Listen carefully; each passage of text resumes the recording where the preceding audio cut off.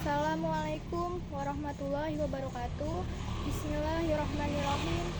Alhamdulillahirrabbilalamin. Wassalatu wassalamu ala asrafil anbiya'i wal mursalin wa ala alihi wa sahbihi ajma'in, amma ba'du.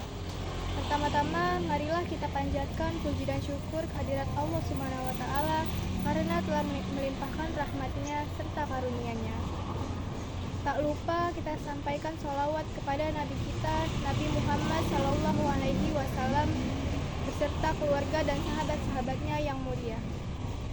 Sahabat Muslim yang saya sayangi, kali ini saya akan menceritakan perjalanan tentang dakwah salah satu Sunan Wali Songo, yaitu Sunan Ampel.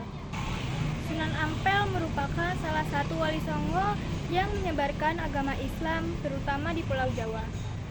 Beliau memiliki nama asli yaitu Raden Rahmat. Beliau lahir pada tahun 1401 di Campak, Vietnam. Sunan Ampel tiba di Pulau Jawa pada tahun 1443 bersama Sayyid Murtado, adiknya.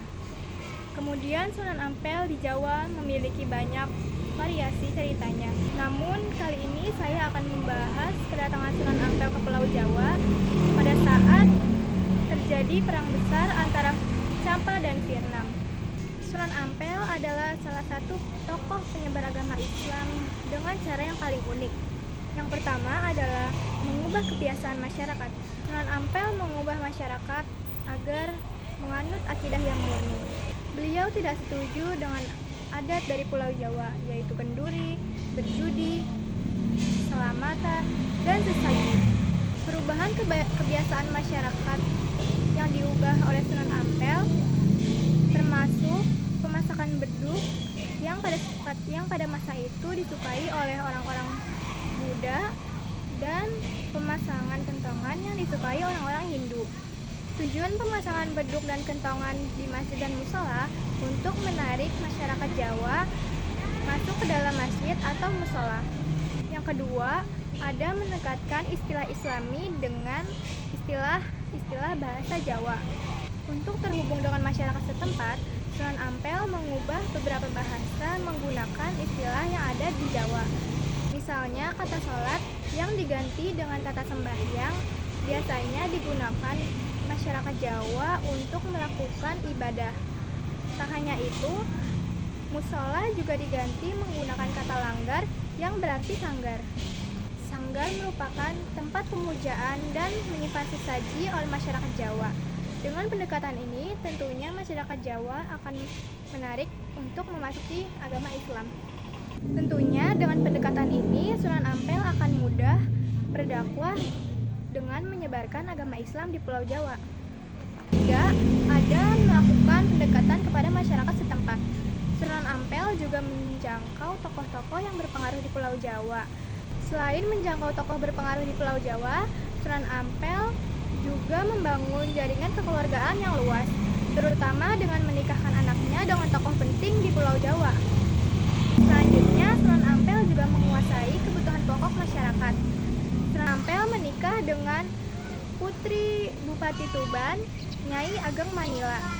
Dengan ini, Sunan Ampel akan membagikan kebutuhan pokok kepada masyarakatnya sambil berdakwah. Pendekatan ini sangat efektif karena membuat orang Islam tertarik untuk mempelajari Islam karena Islam mengajarkan tentang berbagi. Yang kelima adalah melakukan pendekatan intelektual. Melakukan pendekatan intelektual ini dapat dilakukan dengan memberikan pemahaman dan berdiskusi tentang ajaran Islam yang masuk di akal manusia. Pendekatan intelektual ini dianggap tepat ketika menggunakan nalar dan kecerdasan untuk melakukan sesuatu hal yang baru. Terlepas dari pembedaan kelas atas dan kelas bawah, Sunan Ampel membela mereka semua karena Sunan Ampel adalah dai yang pemberani. Sunan Ampel juga mengajarkan 5 ajaran dasar kepada masyarakat Jawa. Yang pertama ada moh main atau berjudi. Sunan Ampel akan segera menghilangkan segala bentuk perjudian, baik perjudian kelas atas maupun kelas bawah. Yang kedua ada moh mabuk, yang artinya mabuk atau minum-minuman keras. Sunan Ampel ingin masyarakat masyarakat Jawa segera berhenti dari segala jenis minuman keras yang hanya memberikan kesenangan sementara. Yang ketiga ada muhmadon atau berzina. Perzinahan adalah masalah sosial yang sangat umum di masyarakat kita saat ini. Kerusakan tersebut dianggap normal oleh masyarakat Jawa, hingga perzinahan semakin marak tanpa memandang usia, status sosial, atau apapun. Mereka menipu hanya untuk kepuasan dan kesenangan sementara. Selanjutnya ada muhmadat atau narkoba. Canduan narkoba adalah akar dari kerusakan sebuah bangsa. Jika terus berlanjut, apakah generasi muda akan terus berlanjut hingga ke masa depan? Di Indonesia sudah banyak orang yang menggunakan narkoba. Saking banyaknya narkoba, terkadang masyarakat tidak mengetahui bahwa yang mereka konsumsi adalah narkoba. Beberapa orang yang menggunakan narkoba bisa berhalusinasi dan pingsan, bahkan bisa sampai meninggal dunia. Yang terakhir, ada moh maling atau mencuri. Segala bentuk pencurian, termasuk suap, kolusi, dan korupsi harus segera ditinggalkan. Karena jika tidak ditinggalkan, bencana sosial akan semakin meluas dari kehidupan bangsa kita. Selanjutnya adalah melakukan dakwah dengan mengubah nama sungai.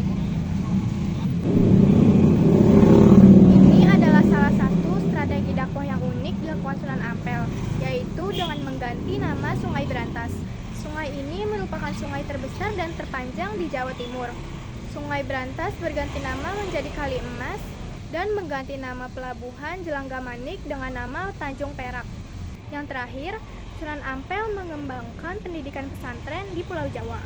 Sunan Ampel mengembangkan pendidikan pesantren dengan menggunakan kecerdasan ilmu agamanya. Para pesantren pada masa itu menggunakan mandala Hindu-Buddha yang pengaruhnya masih terlihat hingga saat ini. Langkah yang dilakukan Sunan Ampel ini merupakan langkah edukasi, membujuk, dan mendidik dalam proses dakwah Islam agar memahami nilai-nilai Islam dengan lebih mudah. Dengan mendirikan pesantren ini memungkinkan cepatnya penyebaran agama Islam di dalam atau di luar Jawa. Nah, sahabat Islam, itulah perjalanan dakwah dari Sunan Ampel dalam penyebaran agama Islam di Pulau Jawa. Saya Nur Syifa Kaila, pamit undur diri. Mohon maaf bila ada kesalahan dan kekurangan kata. Alhamdulillah, wabillahi taufiq wa hidayah. Wassalamualaikum warahmatullahi wabarakatuh.